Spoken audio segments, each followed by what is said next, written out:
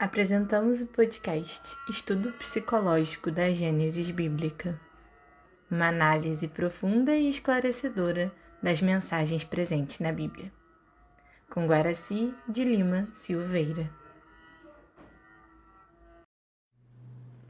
Prezados irmãos, prezadas irmãs, que estão estudando conosco a visão geral da Bíblia, eu sou Guaraci de Lima Silveira, da cidade de Juiz de Fora, e nós estamos estudando Gênesis no capítulo 29 e agora já encerrando o capítulo, já no versículo 31, né? E nós vamos trabalhar agora os filhos de Jacó. Nós sabemos que Jacó casou com a Lia e com a Raquel, que eram irmãs. E ele gostava, ele amava a Raquel, né? Então vamos lá. Yahvé viu que Lia não era amada, e ele a tornou fecunda, enquanto Raquel permanecia estéril. Lia concebeu e deu à luz um filho, que chamou Ruben, pois disse ela: Yahvé viu minha aflição, agora meu marido me amará. Concebeu ainda e deu à luz a um filho. Disse Yahvé, viu que eu não era amada, e me deu também este. E ele chamou Simeão. Concebeu ainda e deu à luz a um filho e disse: dessa vez meu marido se unirá a mim, porque lhe dei 3 filhos. E ela o chamou Levi. Concebeu ainda e deu à luz a um outro filho. E ele disse assim: dessa vez darei glória a Yahvé. E por isso que ela o chamou Judá, pois depois deixou de gerar filhos. Então ela deu à luz ao Ruben, depois ao Simeão, depois ela deu à luz a Levi e a Judá. Prezados amigos, isso lá no futuro vão dar as 12 tribos de Israel. A tribo de Simeão, a tribo de Ruben, a tribo de Levi, né, que acabou sendo direcionada para os sacerdotes levitas, né, já ouvimos falar sobre isso, e de Simeão e de Judá, que acabou dando a Judéia, né, quando a divisão das tribos, lá depois que Moisés desencarna e que Josué leva o povo lá para a Palestina, eles dividem a Palestina em 12 territórios, e os nomes desses territórios estão vindo aqui pelos filhos de Jacó. Então, os 5 primeiros vieram pela Lia, né? Bom, agora vamos entrar no capítulo 30. Raquel, vendo que não dava filhos a Jacó, tornou-se invejosa de sua irmã e disse a Jacó: faze-me ter filhos também, ou eu morro.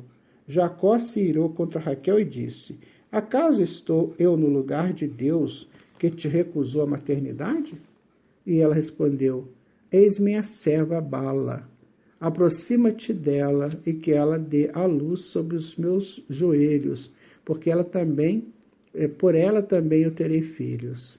Ela lhe deu, pois, como mulher sua serva Bala, e Jacó uniu-se a ela. Bala concebeu e deu à luz um filho para Jacó. Raquel disse: Deus me fez justiça, ele me ouviu e me deu um filho. Por isso ela chamou de Dan. Bala, a serva de Raquel, concebeu ainda e gerou para Jacó o 2º filho. Raquel disse: eu lutei contra minha irmã as lutas de Deus e prevaleci. E ela o chamou de Neftali. Lia, vendo que tinha deixado de ter filhos, tomou sua serva Zelfa e a deu por mulher a Jacó. Zelfa, a serva de Lia, gerou um filho para Jacó. Lia disse: que sorte! E ela o chamou de Gade. Zelfa, a serva de Lia, gerou 2º filho para Jacó. Lia disse: que felicidade! Pois as mulheres me felicitarão, e o chamou de Asser. Bem interessante isso aqui, né, prezados amigos? Quer dizer, ele teve filhos com a Lia, a Raquel não deu filhos para ele, mas teve filho com a serva da Raquel. Depois a Lia viu que não dava mais filhos, porque ele devia ter passado da idade, aí deu a serva dela, e ele teve filhos com ela. Então a geração vai aumentando. Como é que a gente pode imaginar isso dentro de nós? Nós estamos aqui no jogo dos opostos, masculino e feminino. Então, quando há uma perfeita combinação entre o masculino e o feminino, os produtos, o que vai surgindo daquilo são só coisas boas. São filhos daquela conjunção, certo? que vão dando frutos pela nossa justa posição do masculino com o feminino. Aqui nós não estamos tratando da questão ali de poligamia, isso aí é histórico, nós estamos trabalhando psicologicamente. Então, nós temos ali uma linha reta, que é o Jacó, e as linhas curvas, que vão gerando para ele resultados positivos de crescimento dele. Então, é o homem crescendo dentro dele, produzindo frutos que o sustentarão um dia, e que, na verdade, né, se tornaram grandes árvores no futuro. Então, não é bem pensar, mas ele fica com as duas mulheres, depois ainda fica com as duas servas. Né? Isso aí é uma questão histórica e comum na época. Hoje não se faz isso. Pelo menos aqui na cultura ocidental a gente não tem isso, mas é uma cultura. Historicamente a gente pensa assim.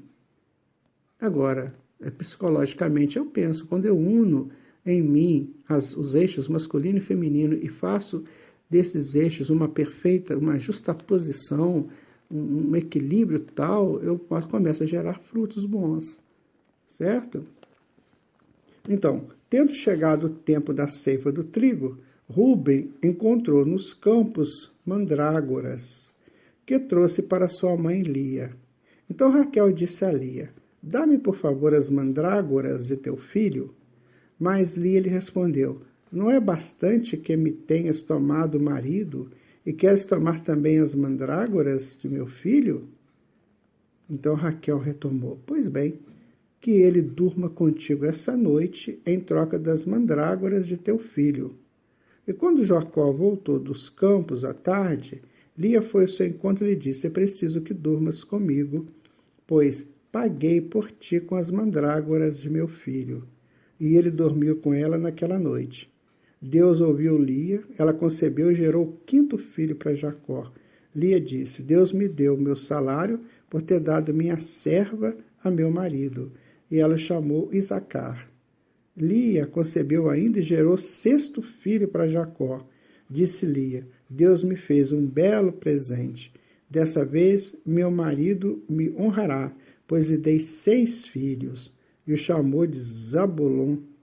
E em seguida ela deu à luz a uma filha, e que pôs o nome de Dina. Então Deus se lembrou de Raquel, ele a ouviu e a tornou fecunda. Ela concebeu e deu à luz a um filho, e Deus retirou minha vergonha. Ela o chamou José, dizendo: que Yahvé me deu outro. São os frutos que vão sendo gerados aí dentro daquilo que nós buscamos dos nossos crescimentos. Então, prezados ouvintes, nós falamos da mandrágora. Né? O que é mandrágora? Então, é uma planta que cresce abundantemente na Síria e no sul da Europa. Ela possui uma grande raiz com a forma de um corpo humano, folhas amarelas e um brilhante e pequeno fruto vermelho, com a forma de um tomate, de polpa muito tenra. Ela é ainda muito apreciada no Oriente como afrodisíaco, aparecendo como tal no livro de Gênesis. Né? O termo hebraico duliam deriva de uma raiz que significa amor. Então, essa mandrágora é a fruta do amor, né? A fruta afrodisíaca. Bom, então já estamos aqui. O José já nasceu, que é o grande nome que vai ajudar aquele povo todo lá, né? Nós poderíamos dizer que José passa a ser... Não existe isso, eu vou só dar uma ideia. Mas ele passaria a ser o 4º patriarca. Não foi o patriarca, né? Porque ele não morou lá na terra de Canaã. Mas ele foi o mais importante dos filhos de Jacó. E esse foi dado por Raquel. Interessante é isso, né? Esse foi dado por aquela que ele mais amava. Muito bonito. É uma pena que nós não temos assim condições de ficar aqui estudando sobre curvas e retas, porque isso faz parte da geometria e teríamos que fazer aí estudos mais aprofundados. Mas o que marca aqui nesse trabalho, nesse estudo, nesse texto bíblico, essa conjunção perfeita do masculino e do feminino, do polo masculino e do polo feminino, que todos nós temos. E quando esses polos estão em justa posição, os frutos aparecem, e que vão nos dar muitas alegrias, né? Bom, agora nós vamos entrar no versículo 25 do capítulo 30, que é o enriquecimento de Jacó, né? Então vamos lá. Quando Raquel gerou José, Jacó disse a Labão: deixa-me partir, que eu volte para minha casa em minha terra. Dá-me minhas mulheres, pelas quais te servi, e meus filhos, e que eu parta. Tu bem sabes quanto te servi. Labão lhe diz: se encontrei graça a teus olhos, fiquei sabendo por presságios que Yahvé me abençoou por causa de ti. Assim, acrescentou ele, fixa-me teu salário e eu te pagarei.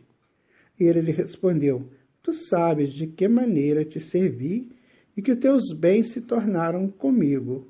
O pouco que tinha antes de mim cresceu enormemente, e Yahvé te abençoou com a minha chegada. Agora, quando trabalharei eu para a minha casa? Então, eu trabalhei para você. Agora eu quero trabalhar para a minha casa, né?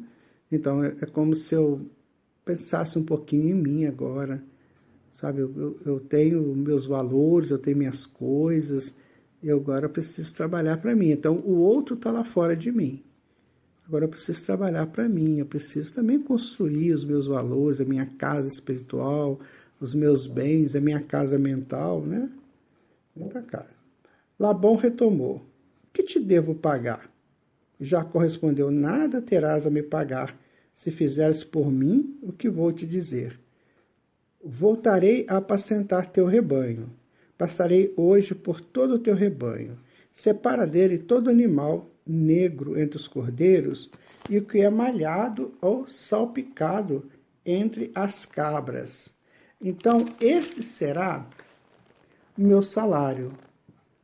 E minha honestidade testemunhará por mim no futuro, quando vieres verificar meu salário. Tudo que não for salpicado ou malhado entre as cabras, ou negro entre os cordeiros, será em minha casa um roubo. Labão disse: está bem, seja como eu disseste. Naquele dia ele separou os bodes listrados e malhados, todas as cabras salpicadas e malhadas, todos que tivesse brancura, e tudo que lhe fosse negro entre os cordeiros. Ele os confiou a seus filhos, e pôs a distância de 3 dias de caminho entre ele e Jacó apacentava o resto do rebanho de Labão. É tudo muito bem arrumado. Quando nós estamos em paz conosco, em paz com a justiça divina em nós, então nós queremos tudo muito certo. Eu quero isso porque é justo, mas não quero mais do que isso. Eu não estou aqui para ganhar de você, eu estou aqui para ganhar para nós dois, para mim. Eu quero ganhar para mim também. Então, muitas vezes, nós ganhamos do outro e nos endividamos conosco. E ele disse: não, nós vamos fazer o seguinte, eu vou pegar aqui as ovelhas malhadas, aquelas que forem negras, eu vou talvez pegar aquilo que de menos valor, mas que me dá tranquilidade, me dá paz. Eu quero essa paz, certo? E aí o Labão, então, com certeza, né? Então Jacó tomou varas verdes de álamo, de amendoeira e de plátano, descascou em tiras brancas, deixando aparecer a brancura das varas. Colocou as varas que descansara diante dos animais nos tanques e bebedouros, onde os animais vinham beber. E os animais se acasalavam quando vinham beber.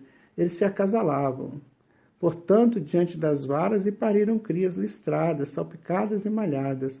Quanto aos cordeiros, Jacó os separou e virou o rebanho para o lado dos listrados, de tudo que era negro no rebanho de Labão. Assim ele manteve separados seus rebanhos e não os pôs juntos com o rebanho de Labão. Além disso, cada vez que se acasalavam animais robustos, Jacó colocava as varas diante dos olhos dos animais nos tanques para que eles se acasalassem diante das varas. Quando os animais eram fracos, eles não colocavam. E assim o que era fraco ficava para Labão, e o que era robusto ficava para Jacó. O homem se enriqueceu enormemente e teve rebanhos em quantidade. servas e servos, camelos e jumentos. Então aqui ele faz aquele jogo, né, que vai ser a perspicácia, vai ser o que vai dar dando da consciência dele, certo? É justo o que ele fez? Não se pode julgar, mas ele fez. Lá na frente nós vamos ver se Deus gostou dessa atitude dele, tá certo? Fiquem com Jesus, que ele abençoe você, que ele abençoe sua casa, seus entes queridos, e vamos aguardar o nosso próximo encontro.